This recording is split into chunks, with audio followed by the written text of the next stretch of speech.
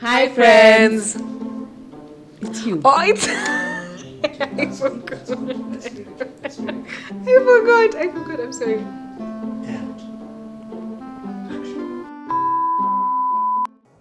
Hi, friends. Welcome back to another episode of the Sound Girl Pod. And today we are going to be talking about drum rolls. We're going to be talking about overcoming church hurt. Now, in our previous episode, we had talked about how people get hurt in the church. But because of who we are, the wise people that we are, we cannot leave you without solutions. I like that. The three wise men. Sorry, the two wise ladies. Anyway, we just thought let's talk about how people can not really to give you solutions, or we're not giving expert advice, but just also to share in our experiences of how maybe we've been managed to, or we've seen other people overcome the hurt that they have gotten from church. So you wanna start us off, Amma? Well, okay. From the previous video, I think it was a bit deep for us. Personally, for me, it was because I think over the years, I have interacted with people personally. Gotten hurt. Who have, and also reading a lot, listening to many podcasts, videos, etc. So I think one of the ways I think you would help yourself out of it is give yourself grace. Like, just be graceful to yourself. Just know that it's valid to feel like that, and it's okay. And just take time to actually feel those emotions. However long it takes you, that will take 3 months. Like for me, I had PDD. Sorry for another day. But I had PDD, postpartum depression. And it took me 14 weeks to get out of it. There are people who take 5 years. Like I had a lady say that she loved her baby after 5 good years, because she couldn't believe that her life had literally stopped. So see, for me it was 14 weeks. For her it was 5 years. So however long you want to take it, but just know during that period you need to have people around you who can help you out of it. That heart. Out of it. Because at the end of the day, you have to be gracious to yourself. Just know it's valid, yes, but just show grace to yourself. And just know that the other people, like I said in that previous video, remember they're also human beings like you. Meaning they're made of flesh and blood. Meaning they can have the same mistakes, or they can actually do that. And then manage your expectations. Just know that can happen. So how do you know best to handle that situation? If for you it is also, like, don't expect so much from the church. It's like the way for marriage. Like, just know, by the way, if there's something marriage has taught me, is manage your expectations. Like, if you expect your husband the roles we see out here, expect your husband to be massaging your feet, my friend, you will wait forever. Some of us enter into marriage thinking maybe a man should do this, a woman should do this. They should be the one doing this, should be the one doing that. I actually had a conversation with Sharon the other time, and I was telling her, please manage. It is the way people say, because I come to the house also, you should be. Let me tell you, your husband will leave you there washing utensils alone, and I just want you to help me. I want you to help me. Sincerely, he would love to help you, but it's not him. It's not naturally. I'm not even asking him to do it. I just want you to But it can't be every day. What? Maybe the days you come at 9 and he'll understand, he'll cook for you. But please manage your expectations. Anyway, we have digressed. What I mean is just manage your expectations. Just remember that they're also human beings just like you. That's true. Meaning that can happen. Just find your way out on how you can maneuver, how you're able to know that this is what has happened to me, but how do I, how do I end up out of this situation, because it can happen to anyone. So I think those are my 2 cents for now. Absolutely. I think for me, I'd say know who you're fighting, know your enemy. Okay. Who are you fighting? Because in church, the verse that talks about when Jesus told Peter that you are the church that build on a rock and the gates of Hades will have will not prevail. Let me just paraphrase it. I may not have the exact words, but the enemy is so against the church, and if we do not realize that, because as you've said, we are of flesh and blood, so it's not the enemy, it's not the devil who will come and hurt me. It's the devil will get the weakest link in the church, and then that person will be the one to spread the hurt or to hurt other people. So if we are not aware of actually who the real enemy is, we will go hurting other people, we will go revenging, and that's what the enemy wants to happen in the church. Yeah. He wants there to be division. Exactly. And so if we do not know who we are actually fighting, or if we do not understand who the enemy is here, then we will go revenging and doing, because, you know, Jewel hurt me and she went and backstabbed me. I told her my secrets and the things that I'm going through, and now it's now the new announcement in church and everybody's going to talk about me. I decide to revenge and do it very badly, but instead, and I'm not saying, and I'm not justifying the hurt that is going on in the church, but also let us understand the enemy is there. I know this sounds a bit too spiritual, but the enemy is the one who is there to bring the division in the church. I mean, he is there to ensure that the church does not stand upright. Exactly. There's chaos and Yeah. everything. And so if you do not understand, that is how the enemy operates. So we'll go ahead and support the enemy by doing revenge. Whereas what we're supposed to be doing is, if somebody, and as much this is going to be very difficult, but when somebody hurts you, love them the more.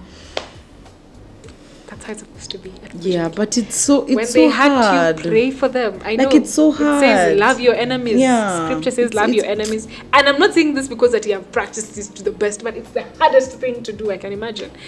It's like now if your spouse just hurts you in the morning. Imagine Like, you're supposed to love him. like imagine it. Like there's Imagine no go solution. serve him breakfast in bed after he's hurt you. Other day you bang the doors. You make sure he knows you are angry. That's how it's supposed to be. Exactly. Then you make sure you laugh at him when he fails. You know, those are the things that we naturally do as human Exactly. beings. But really, what you're saying is the truth. Like, we're not fighting against exactly, we're not fighting. Our fight people, is not against flesh and blood, yeah, but against principalities. Yeah. So if we go and fight the same human beings that we're supposed to be loving on, we are supporting the works of the enemy, or the that's division true. that the enemy Yeah. is trying to bring. So know your enemy, so Yeah. that you're able to fight the right way. Actually, to support that, maybe it's not related to heart, but do you know there's so much, what do I say? There's so much blessing that comes with unity. That's There's true. so much blessing that comes with yes. unity. The enemy actually thrives where there is no Exactly, unity. that's the thing. That's Yeah. why he's against things like prosper, like marriages, you know, even children bearing etc. Why? Because he knows the fact that if a family comes together, they bring up something, right? Yeah, that's a that's child true. and a generation, meaning that's unity. It's That an will be altar. one generation. Yeah. So what he's fighting necessarily is the fact that if we come, it's like the scripture when they're talking about what's that tower? They call it the Tower of what? When they're building the tower to go to Babel. Yeah. What happened? They had to have different languages Yes, for that they them not to couldn't understand communicate. themselves, Yes, not yes, to understand yes. each other. Meaning, what he's against is not necessarily the people; it's what that can happen between if you and I. Let me Came give you an to instance. The last time we had a shoot, that day we were so determined. We were here by I think 8 a.m. Sharon was here by 8 a.m. Like literally, we were determined. Do you know we did the shoot until 8 p.m. and we lost all the footage.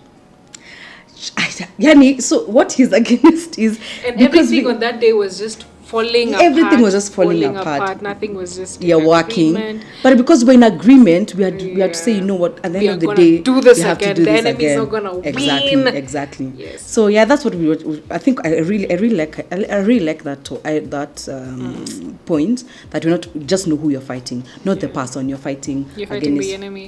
You're fighting against principalities and powers, not necessarily the person or necessarily the church. Okay. So what he's looking out for is that the division between Sharon and I, or between the churches, so that now there can be so much enmity between the two of us that we can't prosper. And I cannot do anything by myself. I am not an island, that's neither true. is she an island. That's true.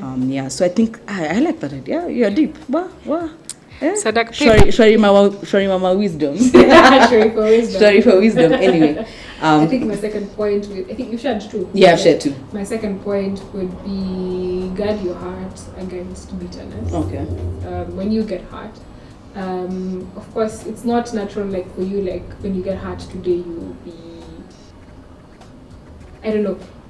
What I mean is guard against anything that will contribute to the holding that bitterness. Okay. So if it means like seeking professional help, seeking therapy, talking to somebody about it, or finding Yeah. somebody who you can trust to Yeah. talk about the bitterness that you got from getting hurt. I think that would really help. Yeah, that's true. Seek out help. Yeah. Just don't die alone with that hurt. Yeah. Because as people say, hurt people. That's true. So for as long as you stay with that hurt, Yeah. it gets to bitterness, it gets to depression. It's the same energy you're going to give off other people. Yeah. So I think if you allow yourself to die with that bitterness and hurt, then it's just going to demoralize you, and it's going to bring you down, and you're going to just feed off. So imagine if you're like married and you got hurt in the church, you're going to project that to your husband, you're going to project that to your kids, which it shouldn't have been the case in the first place. That's true. So get somebody to help you or walk that journey with you. Don't die alone. And just don't give up on church. Yeah. Show grace. Don't give up on God. Yeah. But God lives in the praises of his people, meaning you can't put away people at the end of the day. But I'm sure, personally, I have been in the church circles for years, and I've seen at the end of the day, as much as there's all this, I find such a safe haven, I find such a safe space when I'm in the church. I find such joy, I find such happiness, like when I'm around people who I know we're of the same faith, we do the same things, like there's so much respect. Not necessarily in church, but just being in a place, like for me when I joined university, sorry for cutting you short. Yeah, it's okay. When I joined university, I knew the university that I was joining is such a secular university, such a liberal university, and you can do whatever it is that you want to do. And I was scared, because I knew before I find a group or a community that is in the same faith as I am, we hold on to the same values. I was scared. I was going to be like, if the first semester doesn't work out, I will go to another place that I know has Daystar or some, those ones that we are branded Christianity, that kind of thing. But I found like one or two people who I held on till the end. So I really get what you mean, that how being in a group of people. Yeah, because like for us, where I schooled in campus, there was no CU, no nothing. Like us, it was all about I have nothing against them, but it was Opus Dei, meaning they have masses, they have what, like that. I don't know if you get my point. So there was I couldn't understand how they pray to Mary. Personally, but I have nothing against them, by the way. That's how they believe, that's okay. But I was like, I don't do that. So meaning I can't associate myself with people from. That's why in campus I went to JQuat a lot. Because, Jonathan was in JQuat. So, but everything they had with it was a afternoon worship or whatever. Like I could feel like I'm at home with them. So you feel such I don't know, such peace. That's true. Even if you don't even talk about life, talk about the Bible, you see, there's just sense of belonging. There's just, you feel like I won't be judged by Sharon if I say, maybe, for example, I didn't pray today morning. She's like, if I may go through the same thing, you understand? Yeah. So personally, I've learned, even if whatever happens, I think I'll still be in the same thing. Because us kids have gone through a lot, by the way. Man, we should talk about one of the things we struggle as pastor children. But we really struggled, but we found a safe space, and I find so much happiness and joy. Amen. Yeah. That's really great. And community, the other thing that I think that I learned from people who get hurt, or people who maybe experienced hurt in church, just like he said in the previous episode, church is not the building. Yeah. So at least even though you'll not go back to the building, find a community of people, of Christians who you can share the same, but even though they just do home fellowship, but just that sense of community and belonging, that's true, would really be helpful. Other than just being in your own corner and just being by yourself. Being by yourself can be very dangerous. It is actually. And you could think. So even though you don't go back to the building, the church building, at least find that group of people that will make you feel, okay, I belong here, or I can freely express myself here as a Christian, or I can just fellowship with people. Because remember, if you started in the church, you can actually stay there. Meaning you can find another, community, as Sharon has said. Well, hope we've helped you. We haven't given really advice, or we've just given what we think, and I hope you've learned from it. In case you have anything we've not talked about or you would like to say, please do in the comment section. It's a safe space. All right, until the next one. Bye.